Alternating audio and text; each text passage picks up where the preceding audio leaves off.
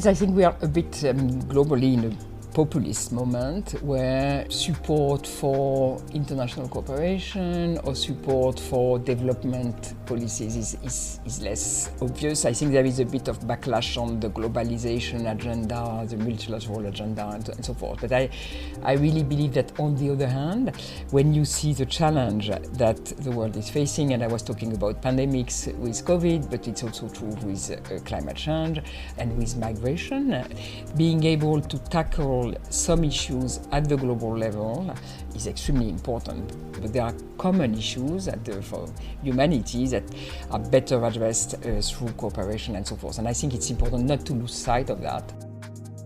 At a time where foreign development aid, multilateral institutions, and democratic norms appear to be on the back foot, and conflicts around the world abound, there are some institutions that are still flying the flag of common international purpose, going about their business of rebuilding troubled nations and fostering a brighter future for their populations. The European Bank for Reconstruction and Development, or EBRD, founded after the end of the Cold War to help rebuild post-Soviet nations' economies, including post-Soviet Russia's. Now the EBRD has found itself at the heart of another brewing Cold War, as it helps to rebuild Ukraine almost as quickly as Russia aims to destroy it, and prepares for Ukraine's full reconstruction at a time when the war ends. At the helm of the EBRD since 2020 has been Odile Renaud-Basso, formerly of the French Finance Ministry, in charge of international economic policy and at one time head of the Paris Club, a group of creditor nations that gives developing countries a fresh start by forgiving a portion of their debt. Since joining the EBRD, Odile has been there for the pandemic and for the bank's transformation into a major player in Ukraine, helping to keep its economy afloat and private investors invested. It's now looking to expand into sub-Saharan Africa and Iraq. I'm Chris Chermak, and I visited Odile Renaud-Basso at the EBRD's headquarters here in London for the big interview.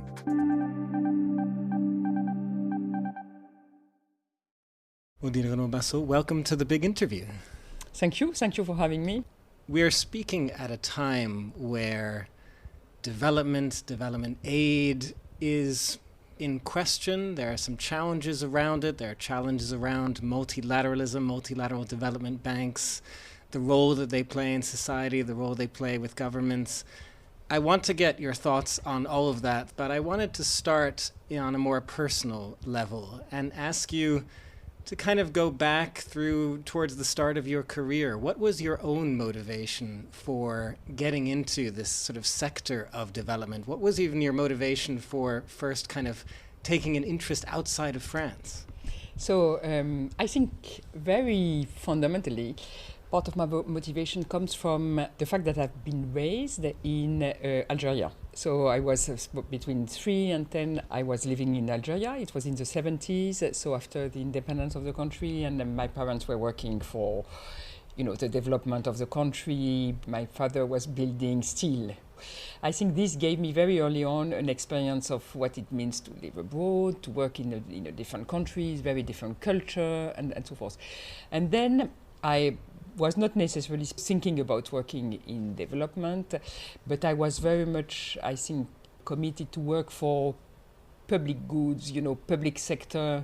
So when I finished my studies, I went through the ENA school, which is a school for civil servants in France. I was very much interested by policy issues, politics, but also working. Always at some different point of my time, I was thinking whether I should go working in the private sector or remain in the government, more in the public sector area. I always decided chosen to work in the public sector because I found that this was more in line with my values. Also, I was interested in designing public policies, contributing to making the world a little bit better. And then at some point of time, I started to work on development issues. For example, I had the opportunity to chair the Paris Club, but also I did a lot of different issues. I spent quite a lot of time in Europe, on European issues. But public sector and development issues were always commonalities in everything I've been doing. Was there something about the role that France played in Algeria, that relationship as well? Was that something you saw growing up that you thought about, and how countries help other countries that they are affiliated with? Yeah, it's a very difficult relationship, as we see, and progress sometimes, some backtracking of the times, and I've also seen the challenges of developing countries. A lot of hope in the 70s, a lot of project optimism and so forth, and then some challenges, domestic challenges. Is there a first trip, a first project that you remember in particular in your career? A place that you visited that really kind of brought home to you, to some degree, the importance of development? No, I remember in '94, I joined the French Ministry of Finance. I started working in the desk which was dealing with some sub-Saharan African countries, the France or countries. And it was just after the devaluation of the franc CFA. It was a 50% depreciation of the currency from a fixed exchange rate. A few months after, and we were putting a lot of financing program in order to help Côte d'Ivoire, Senegal, Mali, Burkina, and so forth, to provide financial support, to support, for example, social program or specific project in the countries to help the people who were facing with a very big depreciation of the currency, loss of purchasing power, and so forth. So there were a lot of social consequences, and we were designing programs, working very closely with IMF, with the World Bank, to put in place the policies to help weathering the shock. And I remember that visit very vividly because I traveled in Côte d'Ivoire and in Senegal, and discussing with the government and how we can provide support. What did you see? What do you remember from that trip? No, I remember, seeing I remember, for example, Abidjan, the great, huge city, with, on the one hand, some big buildings, because they had a big growth period with emerging dimension, but on the other hand, some very poor areas where you have no electricity and so forth. And so the gap between the different part of the cities and the different way of life and so forth were very striking. You mentioned that perhaps at that time there was a bit more hope in the air. You also talked about your time with the Paris Club, which is a very interesting institution as well in this space. Tell me more about that time. Why was there perhaps more hope, more optimism in the air? What was going right at that point that really brought this optimism and connection between the developed and developing world more to the fore in a positive way? I think that, for example, when I was working in the Paris Club, there were a lot of efforts put into taking steps to address the issue of debt burden, alleviate cost of debt services, and so forth. So there were, in the 90s, there were some additional measures, additional debt treatment, very often designed by the G7 to increase the level of debt reduction, And then at the end of the 90s, it was the program of highly indebted countries, where it was really very, very, important level of debt reduction, which was provided with the hope that this will really unlock some potential.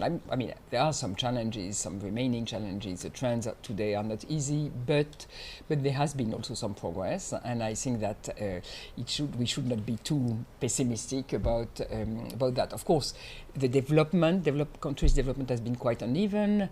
Asian countries have been taking off more rapidly and in a more sustainable manner than in sub-Saharan African countries. But I think that there is some story of success in a number of countries that we should also keep in mind. And I would like to get to some of those successes absolutely as well. But I wanted to start perhaps to move to you joining the EBRD, the European Bank for Reconstruction and Development, in 2020. Not the easiest time to join an institution, would certainly be an understatement with a pandemic happening. What was that time like? It was indeed very strange, because I started in November 2020, and I came for the first 4 days in the 1st of November, and then in London nobody was in the office because people were working from home. But then a few days after I arrived, it was a lockdown, so I had to go back to Paris. I came back in December, and then a few days, because it was open again in London, and then 3 days after it was lockdown again. So people had to rush out of the UK because otherwise they would be stuck for the whole Christmas time and so forth. So it was challenging because you couldn't meet people in person, and starting in a new institution with a new environment when you do not see people in person, it's very challenging because you have the formal meetings. I missed a lot at the beginning because there were a lot of new countries I'd never been traveling in, I'd never been working with in the scope of EBRD. And not being able to travel in person to see what is the country look like, to meet with the leadership of the country is also a bit challenging. But I think we find ways to overcome that. And at the end of the day, I think it was also an experience of resilience. And I think the big positive outcome, first of all, is that we learned to work from home. And I think now it gives more flexibility. And also it showed, and something when we talk about multilateralism and what, the deep connection between countries. So there is no country standing alone and being able to be, protected from such a thing that pandemic. And so it throws in very concrete terms, common challenge, common public goods, and so forth. So I think that's something we need to remember in times where sometimes multilateralism is challenged, that there are issues that you need to work on together and that no country alone can sort out. Well, this is perhaps a good moment then to help me explain what exactly the EBRD is and what kind of projects it runs, because this would have been certainly a challenging thing to do in a pandemic. But perhaps by way of that, you can describe a little bit what kind of projects were going on when you joined. What does the EBRD do? So the EBRD is a multilateral development bank which has been set up at the collapse of the Soviet Union and the post-Cold War environment, so in the early 90s. Their shareholders are governments, so they give us some capital, and with this capital we borrow on capital market in order to lend to clients. And the EBRD main characteristic is that it's focused mostly on the private sector, so to support the private sector. And the mandate, the original, the bank was really set up as a new institution in this new environment post-Cold War in order to support the transition of communist economies toward market economies, and to help the countries. So that's why the focus was on the private sector, to develop private businesses, to transform the institution, to create market regulators, competition, strengthening the banking sector and so forth, to facilitate democracy and market economies. And so we invest in projects in countries to support the private sector, to strengthen institutions, strengthen the rule of law and so forth. So we provide financing, mostly, as I was saying, private sector, 75% in the private sector. We can still work with state-owned public companies or government, but more marginally. And we also accompany this financing with policy advice, technical assistance, so as to reform, for example, some sectors of the economy. So the value of multilateral development bank like us is that we've got some capital, we've got shareholders give us original capital, and then we were able to deploy 220 billion euros of an investment over these 34 years we've been active. It's not like a subsidy, and that's very important to understand, because when we talk about development aid and so forth, people have the impression that it's from budget and that you need to pay always. So when, in our case, they give us some capital and we generate more capacities to invest in a self-sustained manner. You described the way that the EBRD started post-Cold War, this mission that it had to help those sort of post-communist governments and societies adjust and modernize. And then 2 years into your time here, we are plunged back into something like a Cold War with the full-scale Russian invasion of Ukraine. What was that moment like for you? Did it strike you that suddenly the EBRD as well is facing a kind of new mission, sort of like the old mission, but in a completely different environment than it was before? So it was a big shock because Ukraine was one of the core countries of EBRD investment since the beginning. We've been also extremely active in Russia. So, Russia was the largest country of operation for many years. We had stopped investing in Russia in 2014 when there were the beginning of the war with Crimea and so forth. So we suspended any new project in Russia since 2014. So we already, we saw all this tension with the Georgia war in 2008 and then the situation in Ukraine. But the full-fledged war was a big shock. So immediately we suspended any disbursement because Russia, we had no new project, but we could still disburse on some projects. So we suspended everything in Russia, in Belarus. And we thought about what kind of support we can provide to Ukraine. And this was a big challenge because for a bank, investing in a war zone is challenging. So it took, few months to discuss with the shareholders and so forth to find the right approach. There were very strong shareholder support, but Russia, for the bank to be active in supporting Ukraine. And to this end, we got a lot of support from shareholders, including financial support, in order to cover part of the risk. So when we, for example, give a loan, we extend a loan to a client in Ukraine. At the beginning, we had some coverage with 50% risk covered by donor support from among our shareholders. And this allowed us to start really providing some support. We focus for the EBRD on the real economy, so what we can do to keep the economy running. So it means support to infrastructure, railway, energy. We help a lot to buy energy capacity, gas storage capacity, so as to be sure that there were some heating in the winter and gas production capacity, but also support to businesses. And we provided a lot of working capital, for liquidity support to businesses, and either directly or working through the banks, where we provide some risk sharing with the bank, local banks that cannot take too much risk on their balance sheet, so we share, we take 50-50.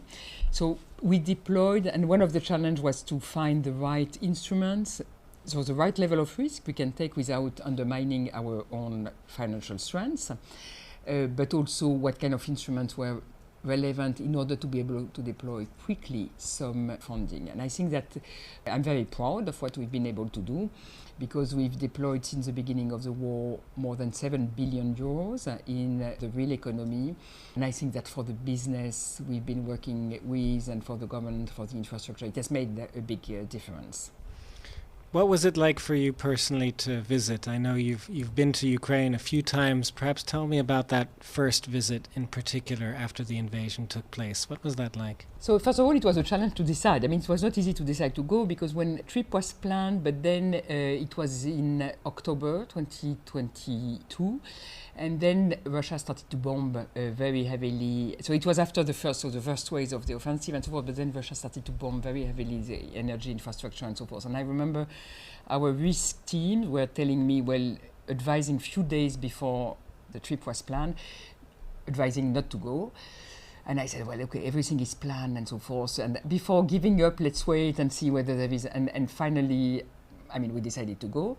What I found very impressive is that from here, we had the impression that the whole country was in war. So, of course, the country is in war, but there is no fight everywhere. So it's not like you have the front line, but when you cross the country from Lviv to Kiev and so forth, it looked like quite normal. Huh? Because we had to go by car, so it's a 12-hour trip from the Polish border to Kiev, and you stop for refill, gasoline, and so forth, and everything. You have everything in the shops, everything is normal. So this is this contrast between the country in war, and you know that there can be some bombs, but on the other hand, life continues, and you have restaurants open, and people going outside, and so forth.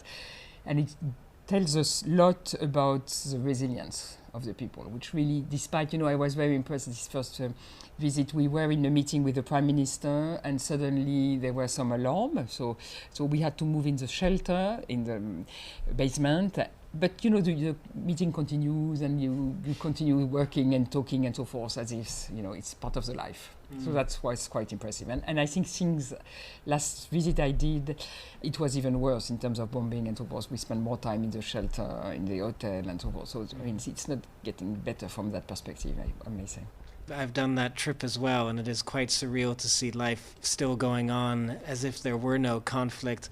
But also, I wonder particularly, again, as the head of a European multilateral bank, the fact that this is happening on Europe's doorstep as part of Europe, is that something that really struck you while you were there? Had you ever imagined that you would be visiting a place that would be in a conflict in Europe during your time? No, I must say I've not imagined that there would be a war so close and so close to Europe. No, it was, and this was also part of the shock, that it's the invasion and so forth, but also the fact that we are back to, that this could happen so close from us, with all the ramifications also for the security of Europe and so forth. I think that was a big shock, and it was a lot of ramification we still today, of course. How do you think about that also as an institution? We all hope that this war will come to an end sooner rather than later. How do you plan for that? Even if reconstruction is happening now, when you talk particularly about the foreign direct investment, that is the moment where this really kind of kicks into another gear, and it is a massive undertaking. Yes, so the way I think about it is, first of all, we are already reconstructing, because, for example, we've worked a lot on this energy infrastructure, railway infrastructure, where things are destroyed, we rebuild them, or we help rebuilding them quickly in order to keep the electricity network functioning and so forth. So it's not like things are destroyed and everybody's waiting, but really there has been a very striking agility to repair things quickly and so forth. But this is emergency repair, emergency reconstruction. When there is a ceasefire and when reconstruction, broader scale reconstruction will be possible, then we are ready, I think, to step up our investment. And our shareholders have subscribed a capital increase for the EBRD in order to be able to provide investment of around 3 billion euros per year in the reconstruction phase. This would be a doubling of our capacity to invest in the country, and then we will really step up and be able to support the private sector, to work also on some public sector projects. And a lot of things we are doing now are also helpful in order to prepare the capacity, for example, of the government to deal with a much larger number of projects, building, for example, project preparation capacities. You need to be well organized to be able to do that in a streamlined manner, efficient manner, and so forth. And these are foundations on which we are working now with the other MDBs. Reconstruction of Ukraine is a very natural element of what the EBRD does. But you are also expanding to other places, particularly even sub-Saharan Africa at the moment. Iraq is another country. You just got back from Kazakhstan, I believe. You've been in Uzbekistan. Tell me about some of those roles and more just the general principle of it. Why would a European Bank for Reconstruction and Development want to be involved in projects outside of Europe? So we have been always investing beyond strictly Europe, because, for example, Central Asia and so forth were countries with post-Soviet situation where we've been investing. So we started in Kazakhstan, Uzbekistan, Kyrgyzstan, Turkmenistan, and so forth, in all these Central Asian countries already as a setting up of the bank. Indeed, we were tasked to invest in new countries of operation at different phases. So Turkey, for example, is one country of operation since 2009. And then we had a further expansion in North Africa after the Arab Spring. And now the last decision is on Sub-Saharan Africa, 6 countries. And I think the logic of these decisions is, in each case, it's countries which are not in the European continent stricto sensu, but very closely related to European neighborhood in a broad sense. The stability, the growth of these countries has a strong impact on European stability, growth, prosperity.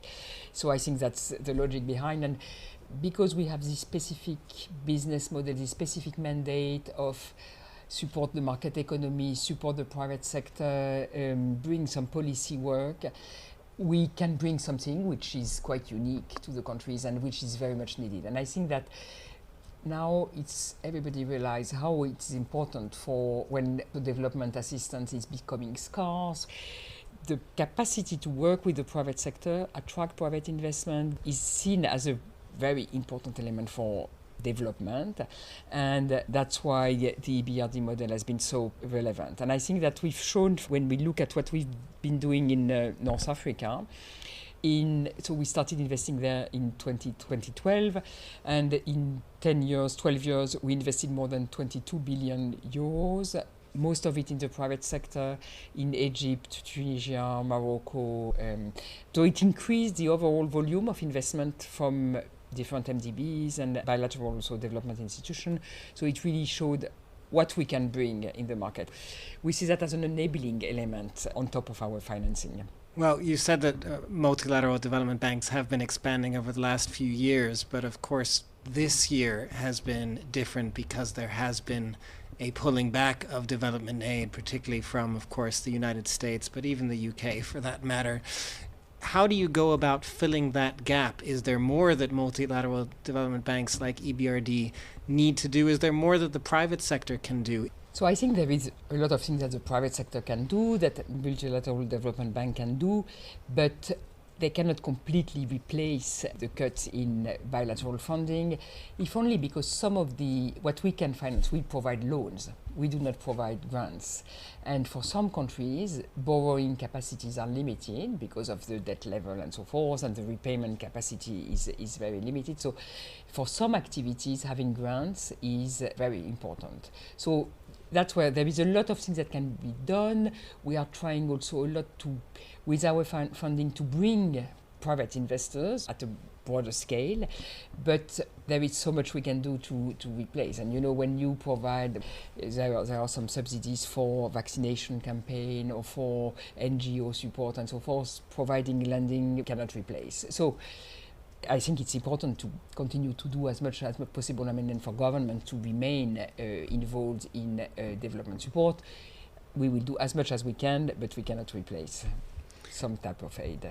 And aside from the monetary aspect of replacing it, when it comes to the moral side of this, have we lost our sense of the value that the EBRD, that multilateral institutions provide? It feels like we're in a moment where governments are more focused on the value of going it alone, of doing things to protect their own country, their own borders. Have those conversations become more difficult for you than they might have been 10 years ago?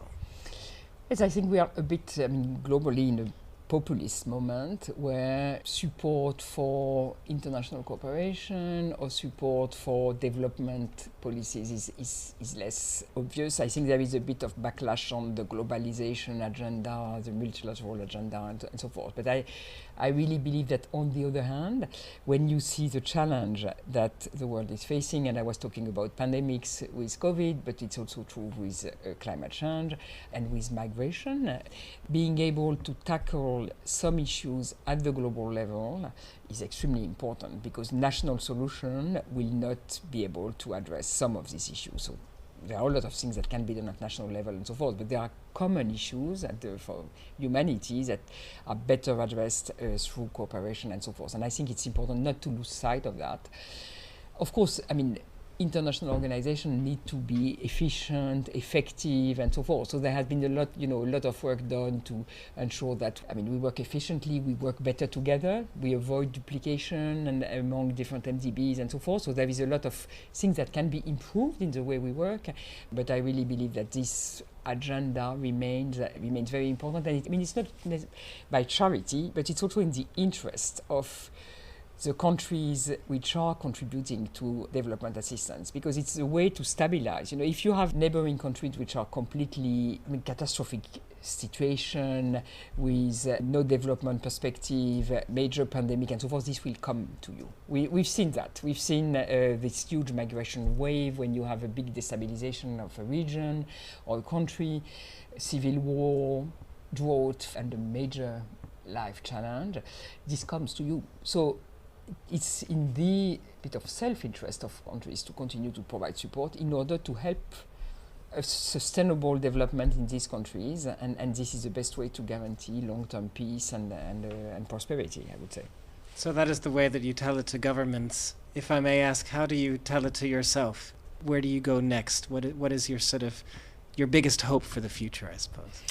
I hope that the war in Ukraine will have an end sooner rather than later, and in a sustainable Ukraine, we will be able to finance the reconstruction of the country and so forth. And I really hope that we can have an impact also in the new countries in which we are going to invest. Sub-Saharan Africa is very different environment, very different challenge, but I hope that our project, our financing, our contribution will also help these countries in moving up, growing faster, and being able to catch up. Odile Renaud-Basso, thank you very much for joining us. Thank you. Thank you very much.